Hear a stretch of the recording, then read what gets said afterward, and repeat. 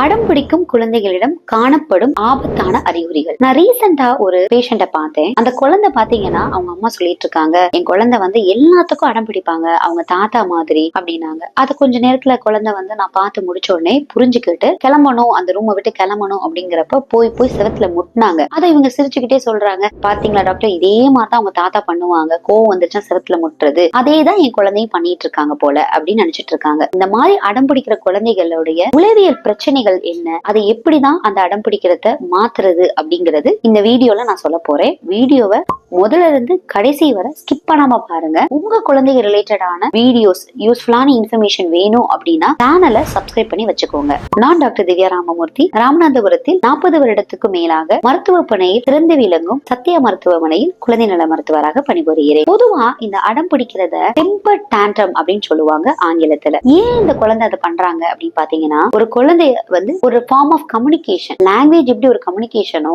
அதே மாதிரி இது ஒரு கம்யூனிகேஷன் தான். ஆனா எதை கம்யூனிகேட் பண்றாங்கன்னா அவங்க எமோஷனல் திங். உதாரணத்துக்கு உங்க குழந்தைக்கு வந்து ஒரு பசி இருக்கு, இல்ல உங்களுக்கு இது வேணும் அப்படின்னாலோ, இல்ல உங்களோட அட்டென்ஷன் வேணும் அப்படின்னாலோ அந்த குழந்தை அதை அடம் பிடிச்சு அதை வந்து செய்யறதுக்கு பாப்பாங்க. நீங்க நினைக்கலாம், என் குழந்தை சின்ன பிள்ளையா தான் இருக்காங்க, எப்படி இதை கத்துக்கிறாங்க, எப்படி இந்த மூலையில இதெல்லாம் தெரியுது அப்படின்னு நினைப்பீங்க. ஒண்ணுமே இல்ல, அவங்க வந்து பாக்குறத தான் அவங்க செய்யறாங்க. வீட்டுல பேரண்ட்ஸ் 2 பேர் சண்டை போட்டுட்டு இருக்கிறத பாக்குற குழந்தை எப்படி நினைச்சுக்குவாங்கன்னா, நம்ம பேசுறது ஒரு இடத்துல எடுபடணும், இல்ல நம்மளுடைய விஷயங்கள் தெளிவா புரியணும் அப்படின்னா நம்ம கத்தி பேசணும் போல, அப்படிதான் நம்ம பேரண்ட்ஸ் பண்றாங்க அப்படின்னு சொல்லிட்டு அவங்க புரிஞ்சுக்குவாங்க. பேரண்ட்ஸ் மட்டும் இல்ல, அவங்களை சுத்தி இருக்க சரௌண்டிங்ஸ், இல்ல அவங்க சிப்லிங்ஸ் கத்துறது, இது எல்லாமே பார்த்துட்டு தான் இந்த குழந்தை அதை வந்து கத்துக்கிறாங்க. இதுக்கு பேர் அவங்களை பாக்குற ரோல் மாடல் யாரோ அதை பொறுத்துதான் இவங்களும் அந்த மாதிரி பண்ண ஆரம்பிக்கிறாங்க. குழந்தை எதெல்லாம் பண்ணா நீங்க வந்து டெம்பர் டேண்ட்ரம் அப்படின்னா அடம் பிடிக்கிறது நினைக்கிறீங்கன்னா, ஸ்டார்டிங்ல அவங்க என்ன பண்ணுவாங்க, நீங்க அவங்க கேட்கிற டாய்ஸோ இல்ல அவங்க கேட்கிற விஷயங்கள் வாங்கி தரல அப்படின்னா பல்லுல கடிச்சிட்டு கொஞ்சம் அழக ஆரம்பிப்பாங்க. ஒரு சில குழந்தை அடுத்த லெவல் போயிட்டு முட்டிக்கிறது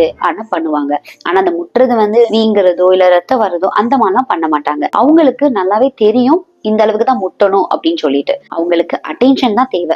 ஒரு சில குழந்தை என்ன பண்ணுவாங்கன்னா, அப்படியே மூச்சை இழுத்து பிடிச்சு வச்சிருப்பாங்க, பிரெத் ஹோல்ட் அப்படின்னு சொல்லுவோம். நிறைய எமர்ஜென்சியா வந்து பேரண்ட்ஸ் கூட்டிட்டு வருவாங்க, டாக்டர் என் குழந்தை ஏதோ பண்றாங்க, மூச்சை அப்படியே பிடிச்சு வச்சுக்கிறாங்க அப்படின்னு சொல்லிட்டு. இது எதுவும் பயப்படணுமா, மெடிக்கல் கண்டிஷன் எதுவும் பிரச்சனையா அப்படின்னு கேட்பாங்க. ஒண்ணு புரிஞ்சுக்கோங்க, உங்க குழந்தை அந்த மாதிரி பண்றாங்க அப்படின்னா அவங்க வந்து சைனோசிஸ் ஆகுறது, அதாவது உடம்பு ஃபுல்லா நீளம் படிதல் அப்படின்னு சொல்லுவோம். அந்த மாதிரி இருந்துச்சு அப்படின்னா தான் நீங்க வந்து அடுத்து வேற எதுவும் பிரச்சனைகள் இருக்கா அப்படின்னு சொல்லிட்டு நம்ம வந்து எவாலுவேட் பண்ணி பார்க்கணும். ஒரு சில குழந்தை வந்து என்ன பண்ணுவாங்கன்னா, வெளியே கூட்டிட்டு போகணும்னே பயங்கரமா அவங்க நீங்க கேட்கறத வாங்கி கொடுக்கலாம் கத்தி அழுது அந்த இடத்துலயே வந்து அவங்கதான் அட்டென்ஷன் ஃபுல்லா பார்ப்பாங்க. உங்களுக்கு அது பயங்கரமா அஷேம்ட் ஆயிரும் போது. ஒரு சில குழந்தை என்ன பண்ணுவாங்க அப்படின்னா, நீங்க அவங்க வச்சிருக்க டாய்ஸ் இல்ல மொபைல் அந்த மாதிரிலாம் வாங்கிட்டீங்க அப்படின்னா அப்படி டக்குன்னு விழுந்து கீழே விழுந்து அழுக ஆரம்பிச்சிருவாங்க. அதை நீங்க கண்ட்ரோலே பண்ண முடியாது. ஸோ இது எப்ப ஆரம்பிக்கும் அப்படின்னு பாத்தீங்கன்னா, பொதுவா ஒரு 9 மாசத்துல இருந்து 1 வயசு குழந்தையில வந்து ஆரம்பிக்கும். 12 வயசு வரைக்குமே கூட சில குழந்தைகள் வந்து பண்ணிட்டு இருப்பாங்க. அப்ப எப்ப பயப்படணும் அப்படின்னா, இதுல 2 இருக்கு. ஒண்ணு வந்து மைல்டு ஃபார்ம், எப்பயாவது ஒரு தடவை அடம் பிடிக்கிறாங்க,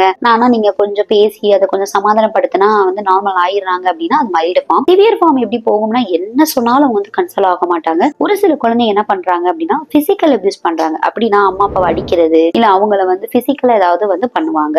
சோ இதெல்லாம் தான் சிவியர் ஃபார்ம் அப்படின்னு சொல்றாங்க. உங்க குழந்தையும் இதே மாதிரி அடம் பிடிக்கிறாங்க அப்படின்னா கமெண்ட்ல எஸ் அப்படின்னு தெரியப்படுத்துங்க, இல்ல அப்படின்னா நோ அப்படின்னு தெரியப்படுத்துங்க. உங்க கமெண்ட்ஸை நான் பாக்குறேன். உங்க குழந்தைங்க ஹெல்த் ரிலேட்டடாவோ இல்ல டயட் ரிலேட்டடாவோ டவுட்ஸோ இல்ல ஆன்லைன் கன்சல்டேஷன் வேணும் அப்படின்னா டிஸ்பிளேல தெரியற நம்பரை நோட் பண்ணி நீங்க என்னோட ஆன்லைன் கன்சல்டேஷன் பெற்றுக்கோங்க. இப்படி அடம் பிடிக்கிற குழந்தைய என்னதான் பண்ணணும், இப்ப நான் சொல்ல போற டிப்ஸ் எல்லாம் நீங்க ஃபாலோ பண்ணுங்க. இதுக்குன்னு ப்ராப்பர் ட்ரீட்மெண்ட் எதுவும் இல்ல. நான் என்னுடைய அனுபவங்கள்ல என்னுடைய பேஷண்ட்ஸ்க்கு நான் சொல்லி நிறையவே சக்சஸ்ஃபுல்லா இருந்திருக்கு இந்த மாதிரி டெக்னிக்ஸ் எல்லாமே. ஃபர்ஸ்ட், இது எதனால வருது அப்படின்னா, டிவி இந்த மொபைல் இதெல்லாத்துலயுமே அதிகமா பாக்குறது எல்லாமே ஆக்ஷன்ஸ் மாதிரி நிறைய நான் காமிக்கிறாங்க. இதை நீங்க கேஜெட்ஸை முழுக்க ஸ்டாப் பண்ணிடணும். செகண்ட் என்ன பண்ணலாம் அப்படின்னா, உங்க குழந்தைய நீங்க ப்ரிப்பேர் பண்ணணும். எங்கேயோ வெளியே கூட்டிட்டு போறப்பதான் அவங்க அடம் பிடிக்கிறாங்க, இந்த டாய்ஸ் வேணும் அடம் பிடிக்கிறாங்க, இந்த திங்ஸ் வேணும் அடம் பிடிக்கிறாங்கன்னா அந்த சிச்சுவேஷனை ஃபர்ஸ்டே நீங்க வந்து அவங்கள்ட்ட பேசுங்க. நம்ம இன்னைக்கு சூப்பர் மார்க்கெட் போறோம்டா, இதை நம்ம வாங்க போறோம், இதை பண்ணிட்டு உனக்கு என்ன வேணுமோ அவங்கள்ட்ட கேளுங்க. வேணுங்கிறத ஏதாவது ஒண்ணு சொல்றாங்க அப்படின்னா அதை மட்டும் வாங்கிட்டு நம்ம வந்துடலாம் அப்படின்னு அவங்கள மென்டலா ப்ரிப்பேர் பண்ணுங்க அந்த இடத்துக்கு. உங்க குழந்தை அதை தாண்டி ரொம்பவே அடம் பிடிக்கிறாங்க அப்படின்னா அமைதியா இருங்க. நீங்க ஃபர்ஸ்ட் அந்த குழந்தைக்கு நான் வாங்கி தர மாட்டேன் நோ அப்படின்னு அப்படின்னு சொல்லிட்டீங்கன்னா கடைசி வர நோ அப்படின்னு நீங்க சொல்லணும். சில பேரண்ட்ஸ் என்ன பண்ணுவாங்க அப்படின்னா வந்து ஃபர்ஸ்ட் நோ சொல்லிடுவாங்க. குழந்தை ரொம்ப அடம் பிடிச்சிட்டே இருக்காங்க அப்படின்னா கொஞ்ச நேரத்துல ஒரு 5 to 10 மினிட்ஸ்லயே சரி ஓகே நான் வாங்கி தரேன் அப்படின்னு சொல்லிட்டு இவங்க வந்து அமைதியா போயிருவாங்க. இந்த மாதிரி விஷயத்துக்கு நான் ஒரு உதாரணத்துக்கு ஒண்ணு சொல்லுவேன். ஒரு டைய நீங்க வந்து இழுக்கிற மாதிரிதான், ஒரு ரோப் இழுக்கிற மாதிரி வச்சுக்கலாம். எந்த சைடு இழுக்கிறாங்களோ, உங்க குழந்தை அதிகமா இழுத்தாங்கன்னா நீங்க கீழே விழுந்துருவீங்க. அதே மாதிரிதான் குழந்தை அதிகமா அடம் பிடிச்சிட்டாங்க அப்படின்னா நீங்க டப்புன்னு கீழே இறங்கிட கூடாது. நீங்க பேலன்ஸ்டா கொண்டு போகணும். உங்க குழந்தைக்கு தேவைங்கிறத தேவையான டைத்துல மட்டும் வாங்கி கொடுக்கணும். நெக்ஸ்ட் நீங்க என்ன பண்ணலாம் அப்படின்னா குழந்தைய டிஸ்ட்ராக்ட் பண்ணலாம். ஃபார் எக்ஸாம்பிள் உங்க குழந்தை வந்துட்டு இந்த டாய்ஸ் வேணும், பர்டிகுலர் டாய்ஸ் வேணும், பயங்கரமா அழுகுறாங்க அப்படின்னா நீங்க நோ உனக்கு வாங்கி தர மாட்டேல அப்படின்னு நீங்க ஸ்ட்ரிக்டா சொல்றதை விட, ஒரு பேரண்டா அந்த இடத்துல சொல்றதை விட அவங்களோட பாடி லாங்குவேஜ்ல நீங்க பேசலாம். இல்ல அவங்களுக்கு பிடிச்ச கார்ட்டூன் மாதிரி நீங்க வந்து மிமிக் பண்ணி காமிக்கலாம். குழந்தையோட குழந்தையா நீங்க மாறி வேணாண்டா அப்படின்னு சொன்னா நிறைய குழந்தைங்க அதை கேட்டுக்குவாங்க. நீங்க ஒரு நிமிஷம் நீங்க பேரண்ட்ஸ் அப்படிங்கறத யோசிக்காம உங்க குழந்தையோட குழந்தையா நீங்க பேச ஆரம்பிங்க. ஒரு சில குழந்தைகளுக்கு நீங்க வந்து பாசிட்டிவ் ரீஇன்ஃபோர்ஸ்மெண்ட் அப்படின்னு சொல்லுவோம். நீங்க அவங்கள்ட்ட பேசுறீங்க வேணாண்டா அப்படின்னா கொஞ்ச நேரம் அழுதுட்டு கொஞ்ச நேரத்துல வந்து சரி ஓகே அப்படின்னு அவங்க வந்து ஒரு காம் டவுன் ஆறாங்க அப்படின்னா நீங்க அதை என்கரேஜ் பண்ணணும். சரி ஓகே நெக்ஸ்ட் டைம் நான் வாங்கி தரேன் அப்படின்னு சொல்லிட்டு நெக்ஸ்ட் டைம் நீங்க கன்ஃபார்ம் நீங்க அவங்களுக்கு வாங்கி கொடுக்கணும். அப்பனாதான் அவங்களுக்கு அது புரிய வரும். ஓகே நம்ம வந்து அமைதியா போனா அவங்க வந்து அம்மா அப்பா வாங்கி தராங்க அப்படின்னு சொல்லிட்டு அடம் பிடிக்க கூடாது அப்படின்னு சொல்லி. அதையும் தாண்டி அழுதுட்டே இருக்காங்க அப்படின்னா நீங்க என்ன பண்ணணும் அப்படின்னா வாங்கி தரேன் அப்படின்னு சொல்றதை விட வேற மாதிரி அவங்கள நீங்க நெகோசியேட் பண்ணிக்கலாம். என்ன மாதிரி இந்த டைம் இல்ல நெக்ஸ்ட் டைம் வாங்கி தரேன் அந்த மாதிரி நீங்க இல்லைன்னா இதுக்கு பதில் வேற ஏதாவது ஆல்டர்னேட்டிவ் வாங்கி தரேன், நீ இந்த டாய் கேட்டிருக்க நீங்க வந்து வேற ஏதாவது வாங்கி தரேன்,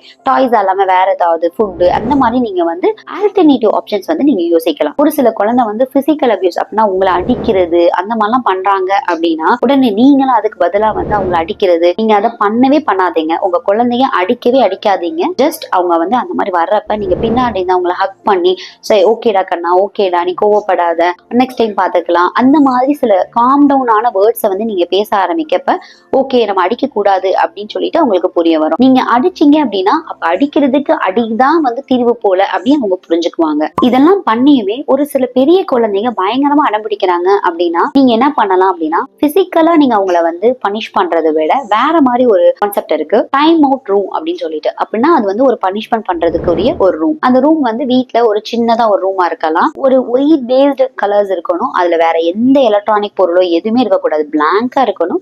ஒரு சேர் மட்டும் போட்டுக்கோங்க. அவங்க ஏதாவது தப்பு பண்ணாங்க அப்படின்னா நீங்க அந்த ரூம்ல வந்து ஸ்டே பண்ண வச்சிடணும். ரொம்ப நேரத்துக்கு இல்ல, ஒரு 5 மினிட்ஸ் அவ்வளவுதான் நீங்க வந்து அவங்கள வந்து வச்சிருக்கணும். அந்த மாதிரி வந்து அந்த இடத்துல விடுறப்ப குழந்தை வந்து ரொம்ப போர்டா ஃபீல் பண்ணுவாங்க. அந்த போரிங்ல அவங்களுக்கு அவங்க பண்ணது தப்பு அப்படின்னு சொல்லிட்டு ரிலைஸ் பண்ணிட்டு வெளியே வருவாங்க. வெளியே வர குழந்தைகிட்ட நீங்க வந்து அப்ப உட்காந்து நீ பண்ணது தப்பு பாத்தியா, நீ இந்த இடத்துல இதை பண்ணக்கூடாது பாத்தியா அப்படின்னு நீங்க பேசணும் அவசியமே இல்ல. ஓகேடா கண்ணா விடுடா அப்படின்னு சொல்லிட்டு அவங்களுடைய தப்ப உணர்றப்ப நீங்க அதை என்கரேஜ் பண்ண கத்துக்கங்க. அப்பனா அவங்களுக்கு வந்து புரிய வரும். இந்த டைம் அவுட் ரூம் கான்செப்ட் வந்துட்டு ஈவன் பெரியவங்களுக்குமே உதவும். நீங்க ஏதாவது உங்க வீட்டுக்குள்ள ஏதாவது சின்ன அம்மா அப்பாக்குள்ள ஒரு சண்டை ஏதோ ஒரு பிரச்சனையா இருந்துச்சு அப்படின்னா கூட பனிஷ் பண்றதுக்கு இதுதான் அப்படின்னு சொல்லிட்டு அந்த ரூம்ல போய் ஒரு 5 மினிட்ஸ் உட்காந்துட்டு வந்தீங்கன்னா குழந்தைக்கு வந்து ஒரு பிலீஃப் வரும். ஓகே நம்ம பனிஷ் பண்ணா அந்த இடத்துல விட்டுருவாங்க போல, அந்த ரூம்ல வந்து போர் அடிக்கல, அப்ப நம்ம அதை பண்ண வேணாம் அப்படின்னு சொல்லிட்டு நிறைய பேர் உணர்வாங்க. ஒரு சில குழந்தைங்க நல்லா கேட்டுக்கிட்டு அமைதியா போவாங்க, அப்பப்ப அடம் பிடிச்சிருவாங்க. அப்பப்ப அடம் பிடிக்கிறப்ப நீங்க வந்து ரொம்ப ஹைப்பர்லாம் ஆக வேணாம். ஜஸ்ட் அவங்கள வந்து நைட்டு தூங்க போறதுக்கு முன்னாடி பேசுங்க. அந்த இடத்துல வந்து நீ இப்படி பண்ணிக்க கூடாதுடா கண்ணா, ரொம்ப கஷ்டமா இருந்தது,